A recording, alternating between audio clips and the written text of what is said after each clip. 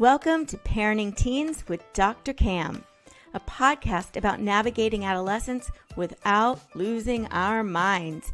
Each week, I guide you around the teenage landmines with practical tips, simple solutions, and words of encouragement. I'm your host, Dr. Cam. Let's get on with the show.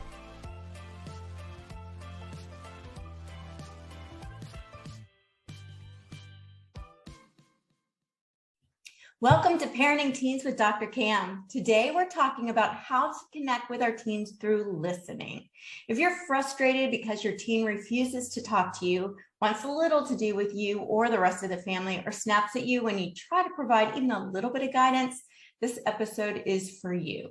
My guest today is Elise Knox, a former middle school teacher who now coaches moms and teens using strategies based on brain development and the nervous system. Her mission is to bring enjoyment back into the family relationship by helping her clients connect with themselves and each other. Welcome, Elise. I'm so happy you could join us today. Thank you. I'm so happy to be here. Absolutely. Now, first, give us a quick backstory. What inspired you to leave teaching and start working with moms and teens? Well, it's kind of a long road, but I left teaching when I had my oldest daughter. I just felt like I couldn't do either thing really well, and I wanted to, being a parent was really important to me. And then I kind of found health coaching through my own health challenges. And then once I became a health coach, I found I really loved working with moms, and more than just on their health, but on mostly their mental and emotional and like well-being in general. And then I landed kind of by accident a job health coaching at a school with middle schoolers and high schoolers. And yeah, I was like, wait, how did I get back here? This is not in the plan. Away from this. Yeah. And so I actually did that through COVID. And so like was in person, then went virtual. And I loved connecting with the teens in the one-on-one environment. I was like, oh, this is different. This is more what I wanted back then as a teacher as well. And it was really challenging coaching teens in like a bubble and not having the families on board. Oh yeah. And so because a lot of what I did there was like a teacher would come to me and say like, hey, so-and-so is struggling, or I'm noticing this, either academics or social or emotional. And so I was like, well, this would be a lot better with bringing the families on board.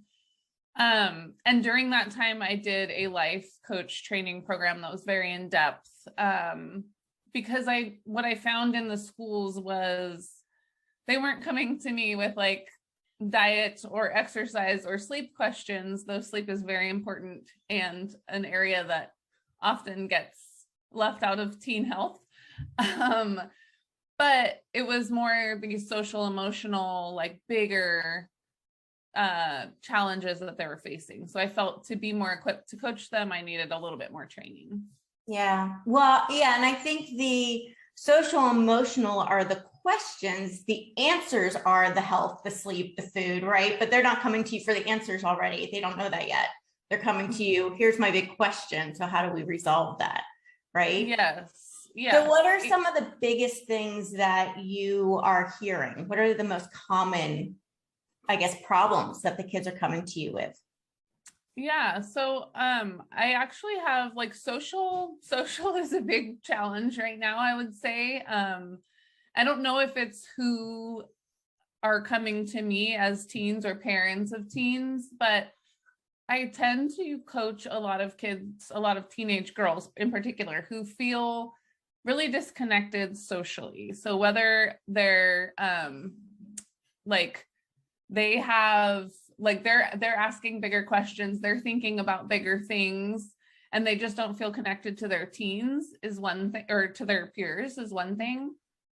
And then just like challenges socially with friends not being kind and not knowing how to navigate group chats or like situations.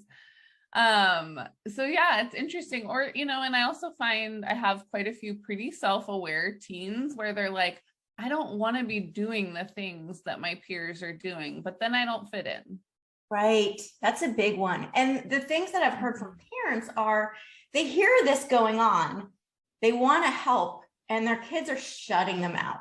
They're like, I'm not talking to you about this. I'm not coming to you about this. They get frustrated with them when they even try to provide guidance. Why is that? Oh, that is so many things. One of the things that parents say to me often is like, I feel like I'm walking on eggshells. I can't say anything without triggering them. And yeah, so that's, I think, a big part of it. And I also like know this from my own experience is as parents, if we haven't healed our past traumas or relationship issues, we project onto our kids what our experience was. And so if you had challenges in those years with friendships or relationships with the opposite sex or same sex, whatever, then you see those issues whether your teen is having them or not. Gotcha.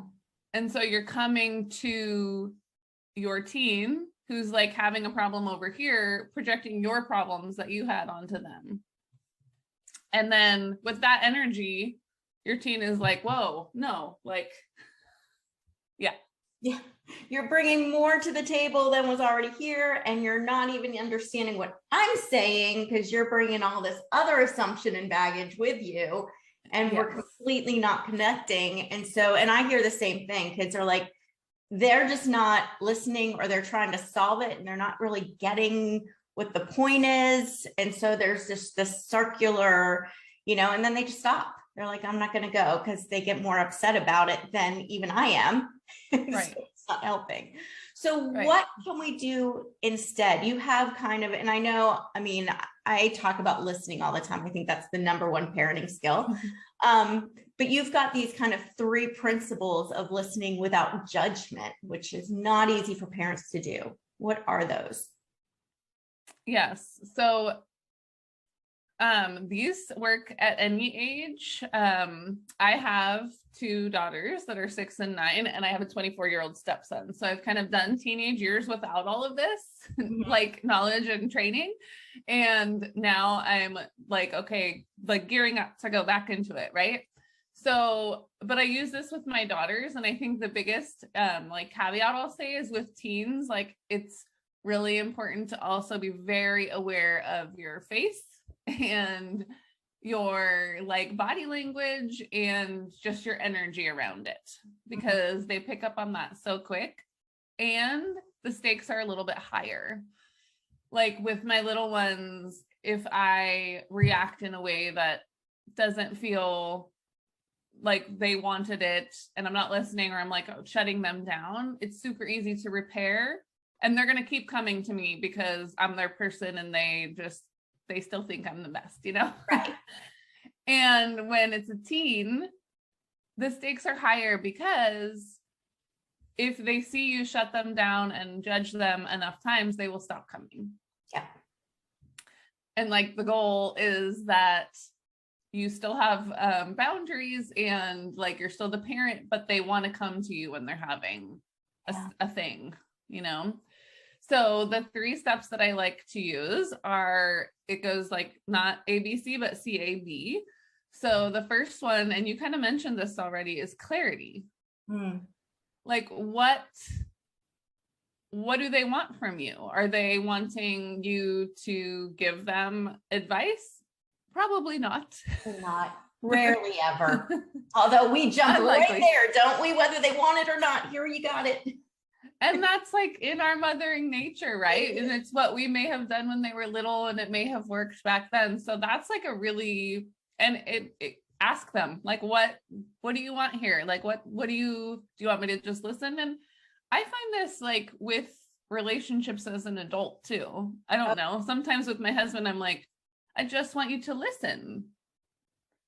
And as an adult, we can say that if we've worked through our stuff a little bit. And we can model that for our teens. that it's okay for someone to ask you, and it's okay for you to say like what you actually need in that moment. Right. So, yeah, so the first one is get clarity around what they want from you. And if they want you to just listen, that's your invitation to just listen. Yeah. Take some pressure off of us. We don't have to fix anything. We just need to be there. Yeah, you don't have to have the answer, because often there is no answer and you don't have it. And if you did have an answer, they wouldn't want to hear it. No. But what you do want is for them to keep coming and talking to you. Exactly. So that first one is clarity. And the second one is breathe. And so this one is like breathe and open, which breath opens. And so it's like opening your body language, opening your mind, calming your nervous system so that you can be that open space for them to come and share. Yeah. And then the last one is accept their process. And that doesn't mean that you're like, okay, go to the party. Okay, go drive the car 80 miles an hour. No. Except that they, teens with brain development, they're learning how to process things in different ways, perspective taking, like all these things are happening in their brains, which is amazing. And they're starting to have their own way of figuring things out. And so just because you can accept their way of thinking about it, and that doesn't mean that you're saying yes to everything that they come to you with. Right. So we've got to this point and they've started opening up, and I've got 2 questions for their first. But once they've opened up, and this is what I get from parents a lot too, is they say something and they share something and you're mortified or terrified or freaking out going, no, what do you do? If you're hearing what they're going through and you're like, I don't agree with this, or I'm really worried about this, how do you address that without having them shut down? Yeah, so a great way to do it is to ask a question. And if you're so shocked, the question can be tell me more. Because you can say, tell me more in any situation. That can just be the top thing in your toolbox, right, rather than a specific question about the thing if you're so shocked about it. So that puts the ball back in their court. It gives you time to compose yourself, to process whatever they've said. And sometimes they're like, whoa, sometimes it does make them think maybe they were saying something to get to shock you. Yep. And testing, and you didn't respond by whatever your prior go-to response was, or whatever that thing that has happened in the past was. So they're like, this is different. You catch them a little bit off guard, and they have to think about it, and then they have to come back with an answer. Yeah. So you're helping them process through rather than coming at them with the answer, which, by the way, will now be off the table for them because that was your answer. So it can't be their answer. You've owned it. And so I try to explain this to parents too. I'm like, if you take ownership of the answer you want them to have, you've now made that impossible for them to take that answer. So don't claim it, right? Let them get to that point, and then they own it, and then that's theirs. So I think that's really important. So another thing too is, and this is another thing with parents, is that their kids are at the point where they literally hate them right now. I've heard these words come out of kids' mouths. I hate them. Or they'll say it to their parents, I hate you. How do you connect with them and get them? How do you start getting them to talk to you if you're in that place with them? Yeah, it's very interesting, because I feel like when I work with teens and I work with moms, and I hear from moms, they're saying these things, X, Y, and Z, and it's so heartbreaking. It feels so horrible for the mom, as it should. And then if I'm working with the mom and the teen is like, I don't hate her. I love her. She gives me everything that I need. Like, she's a great mom most of the time. You know, there are times where it's gone way past that, but for the most part. And so part of it is for the parents is like, you kind of have to take things not as personally. And that means like doing a lot of your own work. And like connect when you can, find those things that you do connect on, and pour into your own cup as much as you can. Yeah. And I think too, I just did one of my tips was the Q-tip, which is the quit taking it so personal, because we do, everything becomes about, oh my God, they hate me. And it was really, they hated that moment. They hated what you just said in that moment. They hated the whole experience, which came out as I hate you. And then we shut down, and it creates this whole spiral, right? That they've forgotten already, and we're seething still. So it's like, okay, how do we just kind of let that go and understand and realize that they're doing the best they can, which is, it's difficult. It's really hurtful. They can say some really hurtful stuff. So difficult. And it's so like, I think that's why getting outside support can be so helpful, because it's easy for you and I to say that to them and to point that out and to bring that into perspective. And when we're in it, it's impossible, like, and so the other thing with that is just like perspective taking on the parents' part, like all the brain development things that are going on for a teen, all the social things that are going on for a teen. So being aware of that, having that in your periphery. And also we future cast all the time as parents. Like, if they're doing this now, they're never going to get a job. They're never going to we're never going to be friends again. And that's so real. And I have so much compassion for that. And they're a teenager. Yeah. And this phase may last a day. It may last a week. It may last a year, but it is a phase. Right. Exactly right. It does get better. It does change. And I do hear that a lot, what you call future casting, where they're like, if they fail this test, they're never getting a job and they're going to live on the streets. I'm like, okay, that might be dramatizing it a little bit. Like, let's take a deep breath. Like you said, let's breathe. So I think we do get caught up in those moments, and it's just hard. There's so much pressure on us as parents, and we're constantly weighing our success as a parent and our ability to parent on how our kids are responding to us. And when they're not responding to us well, that tells us we're failing as a parent. And that's not what that means. And I think that we have to really understand too. It's not what that means at all. It's not what that means. And I think that's one of the reasons why teen parenting or parenting teens, I'm always like teen parenting. No, parenting teens is so isolating and lonely, is because like when your kids are toddlers, you go to play groups or whatever, and you talk about not sleeping, and you talk about eating, and you talk about all these things. Once they become teens, they're going through things that they don't want you to share with anyone else.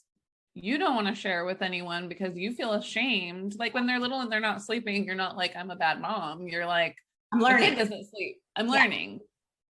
When they're older, you're like, I should have seen this sooner. We should have, like, whatever, And so you might not talk to anyone about it. I do see that a lot. And I think people are very surprised when they realize that what they're going through is common.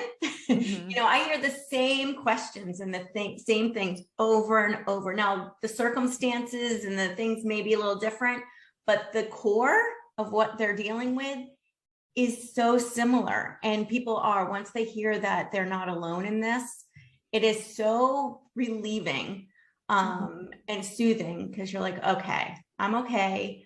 Other people have gone through this and they've come out okay. It's gonna be good. So Elise, how do people find you? Yeah, so my main social media hub is Instagram. I like to make funny reels. Okay. And and then my website is eliseknox.com. And I do have communication and connection are like my thing, my jam. So I do have a communication guide that I offer that's free. And then I teach a monthly free masterclass, like going over that guide. Oh, very nice. So I have the links to that in all the show notes so people can find you there. Yeah. Excellent. Thank you, Elise. I'm so grateful you could join us today. Yes. Thank you for having me. Absolutely. And thank you, parents, for taking time out of your busy day to spend with us. I really appreciate you. If you want to learn more about how to help your teens thrive, you can grab my top 10 secrets for raising teens at askdrcam.com/parenting tips. Until next time, have a peaceful, positive, calm day. And that's a wrap.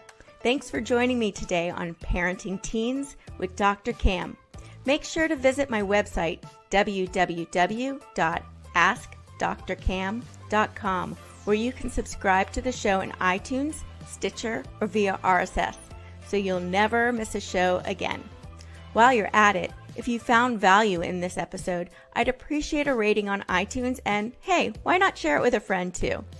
Be sure to tune in to my next episode. And remember, parenting teens may not be easy, but with my help, it can be a whole lot easier than this.